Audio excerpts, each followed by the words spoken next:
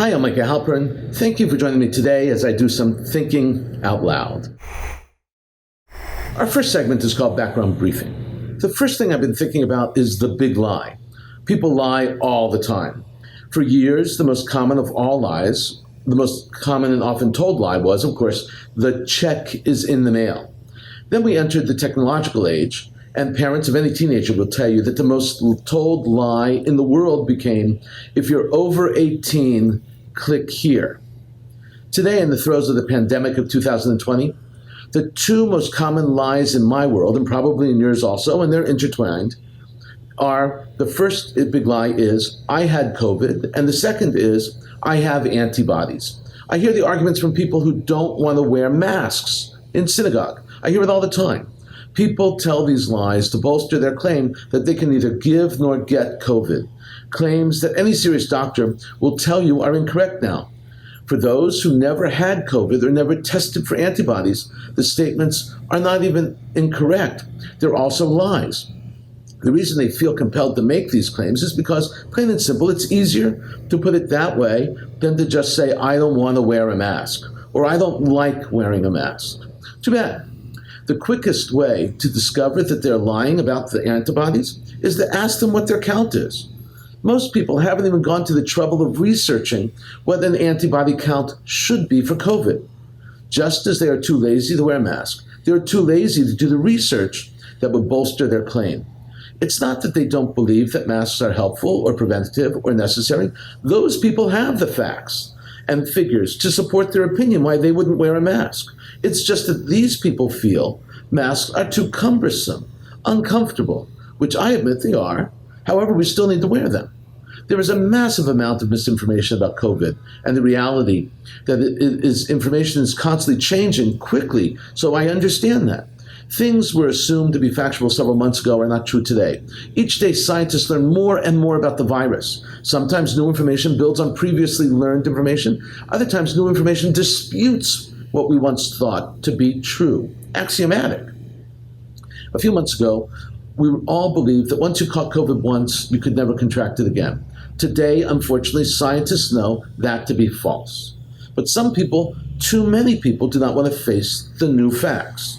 An acquaintance who was not wearing a mask told me that his doctor told him that he can never get COVID again because he had it. In fact, he had a bad case of COVID. He was hospitalized for weeks, and now, a month later, he is still weak. He said that his doctor told him not to pay attention to the internet and to the stories he heard. I wanted to tell him to change his doctors. But instead, I suggested that he speak to another of our mutual acquaintances. I wanted him to speak to someone whose brother in Jerusalem got COVID in April, and a man in his 40s was hospitalized because of it and put on a ventilator. Thankfully, he recovered. And then in October, he got COVID again. This time, he was put on an ECMO machine. ECMO stands for extracorporeal membrane oxygenation. It is a machine that is brought into use when someone has heart or lung failure. It's used during heart surgery. Doctors connect the patient to ECMO during the procedure to prepare the heart. The machine breathes for the patient, pumps their blood, provides air for their body. If you are on an ECMO, you are in bad shape.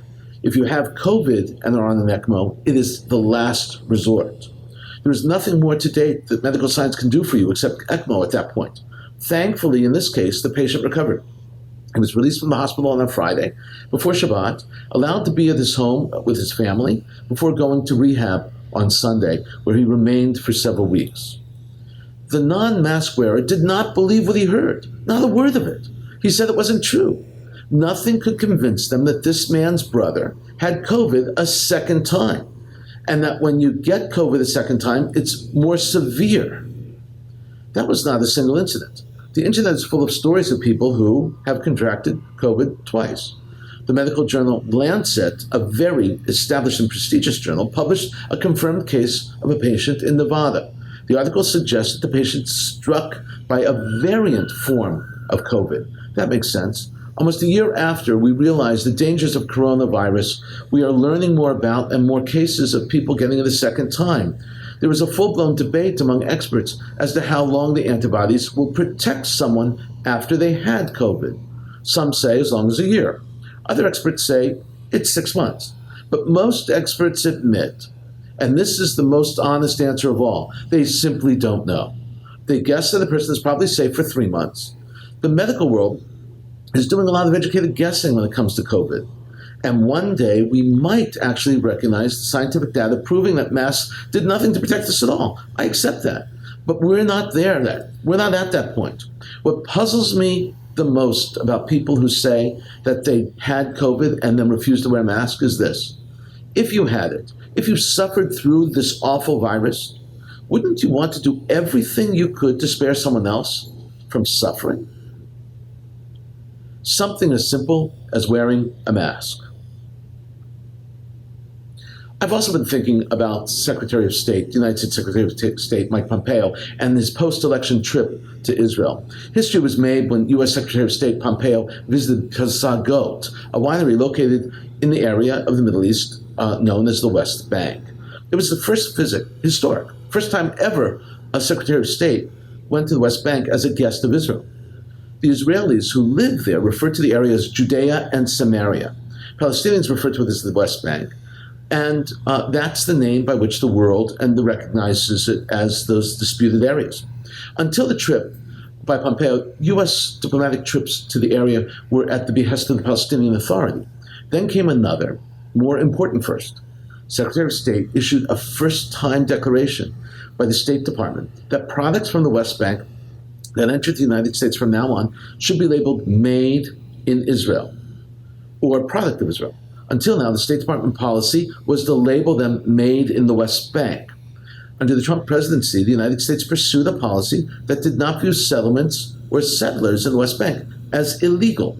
Following through on that theme, Pompeo explained the reasoning behind this new directive, saying that the policy is, quote, consistent with reality-based foreign policy approach of the United States.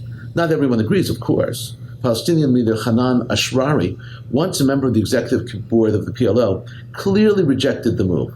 In a statement to Reuters, she said, Pompeo was intoxicated by apartheid wine stolen from Palestinian land. It's opportunistic and self-serving, and it damages the chances for peace. That's what she said. It wasn't just about the wine. Pompeo announced that the Pompeo announcement could only be viewed as a last-minute diplomatic Hail Mary on the part of the administration that is on its way out. It was an announcement by which some Trump critics think can be easily reversed by the new administration by the signing of a document and the swish of a pen. That's true and not true. Reversing this policy is possible, but it would be a big step and would cause huge blowback. It will cost the new administration a lot of political chits and will certainly create tension between the White House and Congress, not to mention with whichever government is in Jerusalem at the time of the potential reversal. There are always a series of questions that emerge during an interregnum, the period between administrations. This interregnum is one of the most loaded our country has ever experienced. Donald Trump retains the title President of the United States with all the perks and all the headaches and all the pomp and all the circumstance that comes with the position until January 20th, 2021. Until then, Trump is the decision maker in chief. After the 20th, it all goes to Joseph Biden Jr.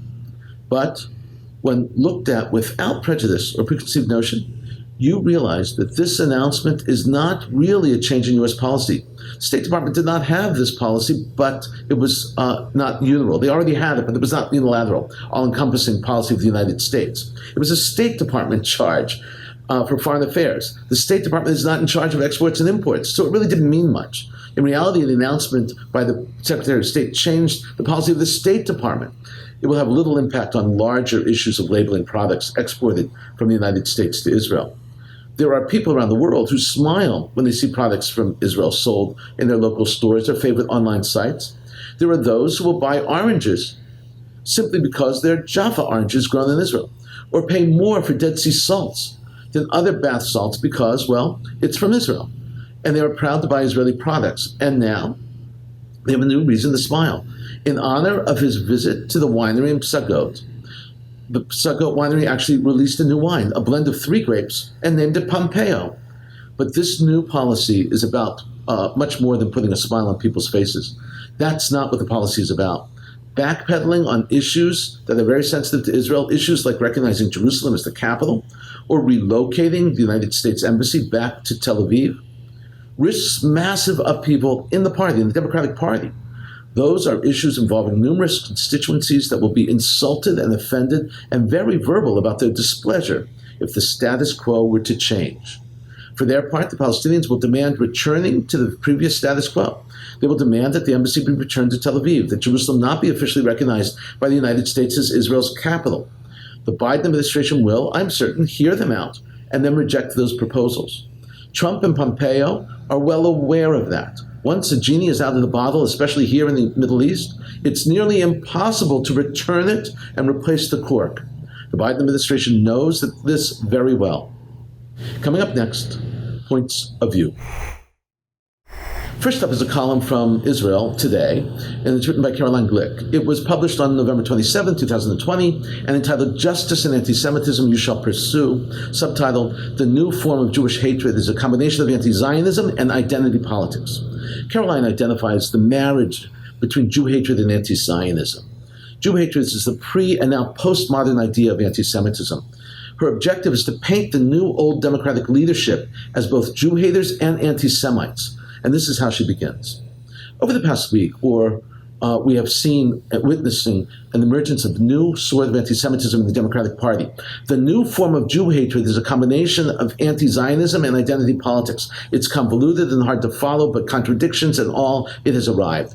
And Jewish Americans, sensing the partisan disposition, are adapting themselves accordingly.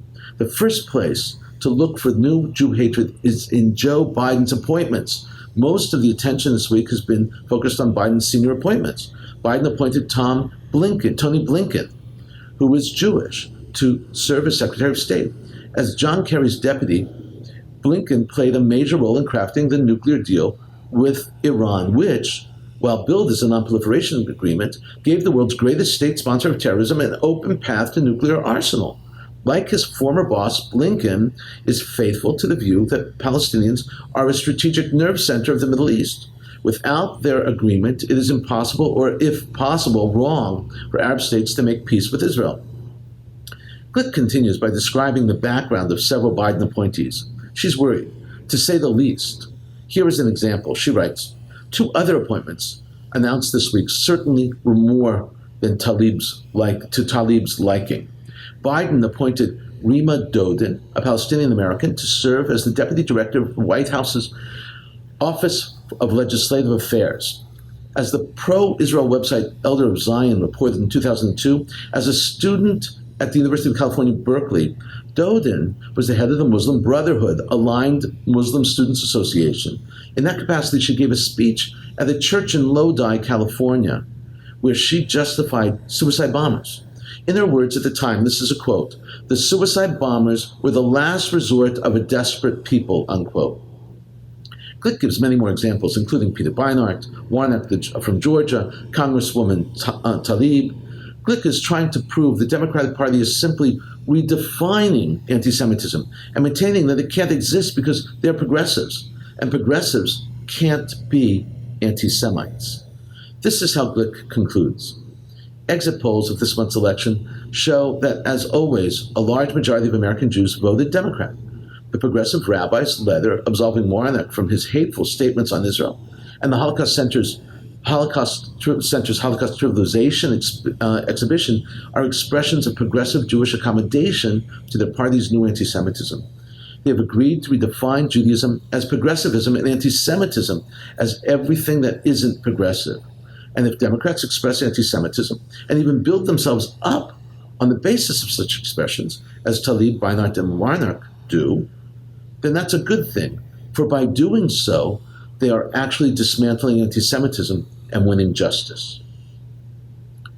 Next up is a column entitled, "To This Supreme Court, Religious Freedom Trumps Public Health, Even Amid COVID-19 Plague." It's subtitled, "America may be back, as Joe Biden says, but the Supreme Court, with its extremely conservative new majority, America is increasingly unrecognizable." It is authored by Lawrence Tribe, a Harvard Law School professor, and Michael Dorff, a Cornell Law School professor. It's published on November 29th in USA Today. The column begins, Balancing public health against the right to free exercise of religion poses a difficult challenge amid COVID-19 pandemic. Accordingly, when cases from California and Nevada reached the Supreme Court earlier this year, the justices deferred to the judgment of their governors, who are, after all, accountable to the people.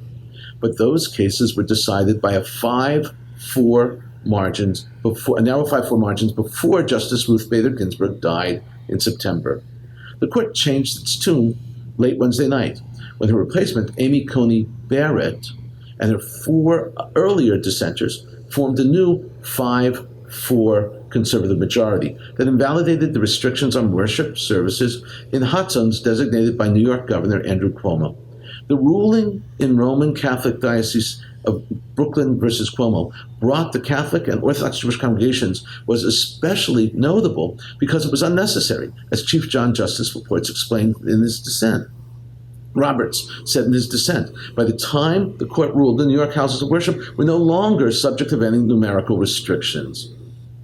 The authors are concerned that the Supreme Court is going to erode the right to privacy, and all in the name of religious protection. They concluded by writing the following. After introducing his foreign policy team last week, President-elect Joe Biden proclaimed that America is back.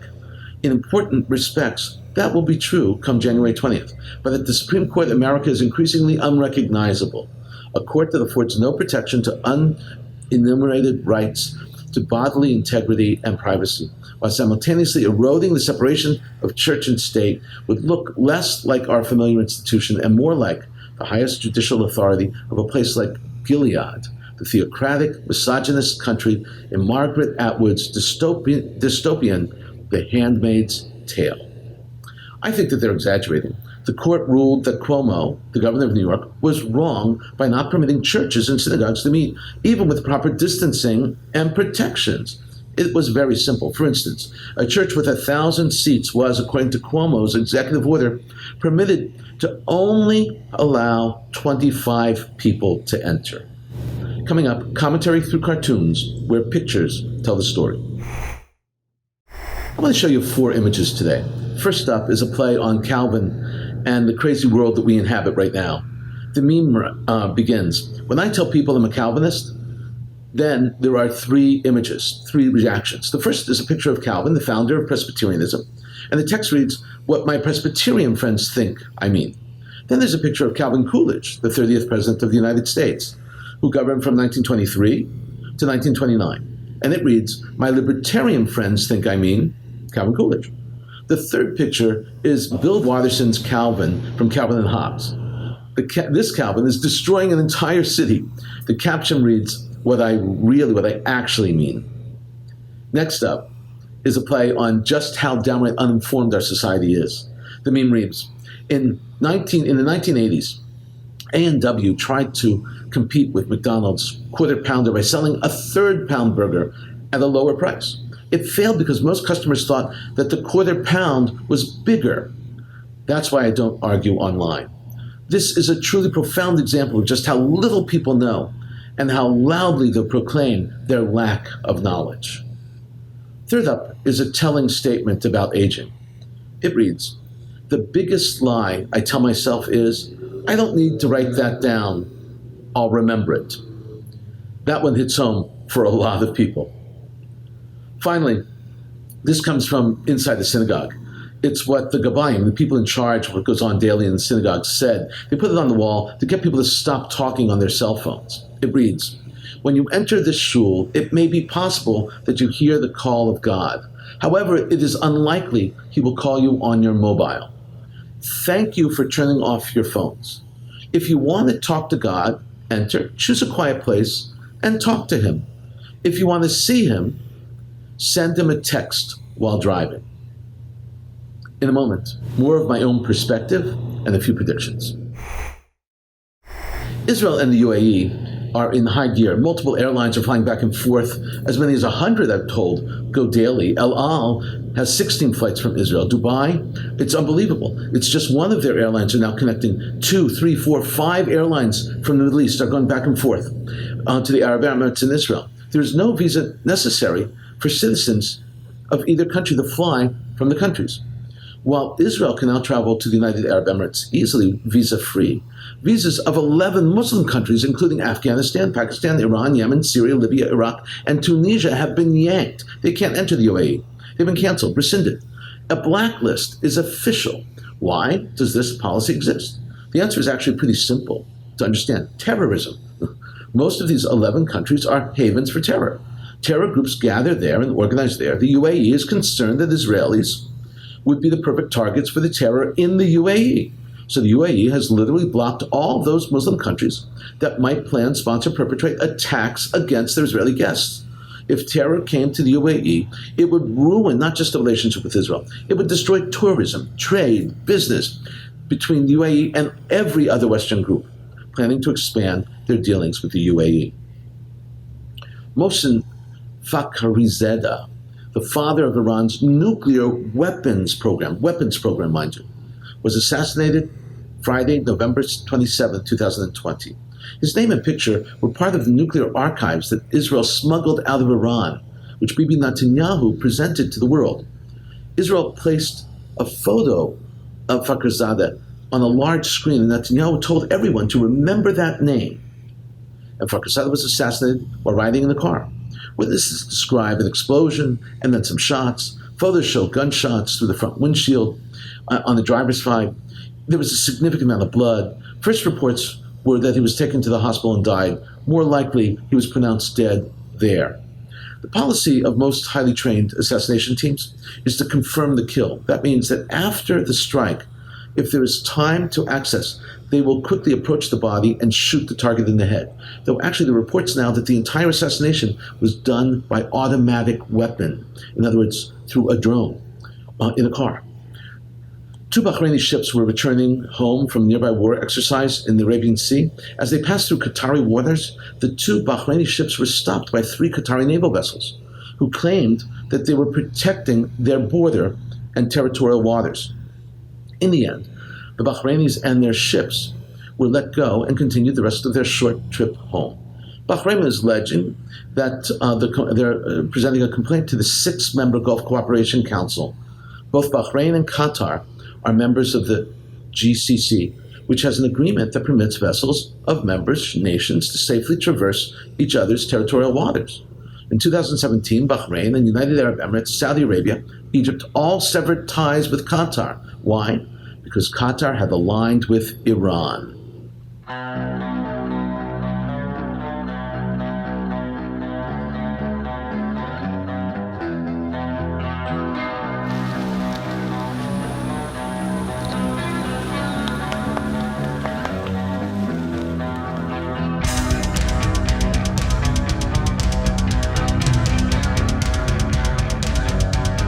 Ethiopia's prime minister has invited an Israeli team of locust experts to visit his country in order to help combat the worst locust plague in 75 years.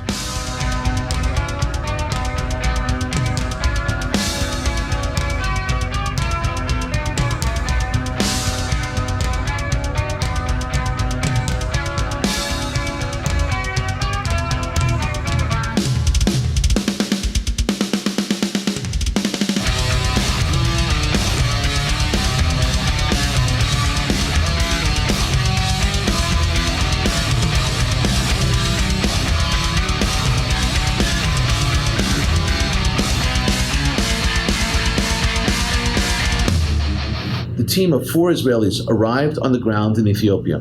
They used drones. They sprayed at night in order to stop the plague. Locusts don't fly at night. But commenting on the help that they gave to the Ethiopians, Dr. Yoav Motro, a member of the Israeli team, said, "It's the worst it's been in 75 years. One has to note these regions do not deal with locusts on a regular basis, which hampers their readiness and their resilience to it. Locusts descend and literally destroy everything that grows. An entire year's crop can be lost, devoured. It's not just an issue of an industry being hurt or a crop being destroyed. It's also about major food shortages that will emerge there. Swarms of locusts destroy food in a region where food is actually desperately needed." The Israeli team has studied locusts and have experience fighting them, not just in the Middle East, but all over the world. When called in early enough, they are successful in their mission. Locusts need to be destroyed before they move on to their next location and destroy that area too.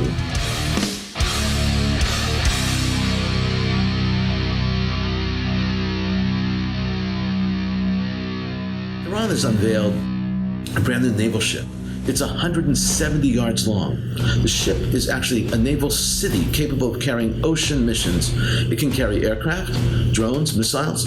Iranian state television reported that a heavy, multi-purpose, and long-range warship capable of carrying out all types of aircrafts, drones, missiles, and radar systems had been added to the Revolutionary Guard's fleet. The Shahid Mudaki warship, a mobile naval city capable of carrying ocean missions, state TV added. Revolutionary Guard's Navy Commander Ali Reza Tagsiri told the state TV that the warship would provide security of maritime transportation routes, oil tankers, commercial and fishing fleets on the high seas. The name given to the ship, Shahid Mudaki, is profound. Shahid is a person who dies for a cause. Shahid is a martyr. Mudaki was the founder of the modern Persian poetry and literature. He died in 941. The Iranian vessel, the naval vessel, is the size of an aircraft carrier. Its purpose is to check the U.S. air carrier fleet stationed in the Persian Gulf. We've been thinking out loud about a lot today. Now that you know what I've been thinking, tell me what you're thinking. Email me at micah@jbstv.org. Tweet me at Micah Halpern. Tell me what you think. Before we end, let me leave you with one piquante piece of information. We spoke about wine today. Wine is so much more than simply a drink in Judaism. Yayin mesameach lev adam. Wine gladdens the heart of man. Wine or grape juice are an integral part of almost every Jewish event except for death and burial. Brit, wedding, Shabbat, Passover, every holiday. In recent years, there's been a revolution in kosher wine and in the industry of kosher wine. There are literally hundreds of wineries and thousands of varieties of kosher wine. They are varying quality, of course, and price, ranging from $5 a bottle to thousands of dollars per bottle. Israel has become the bulwark, pushing the kosher wine industry to better and higher heights. That was a pun, because the Golan Heights winery was a player at the beginning of this revolution. The best part about this kosher wine revolution is that it is specifically a Jewish industry, and it's growing bigger and bigger and better every year. Thank you for thinking out loud with me, Micah Halpern. Let's think out loud again next week on JBS.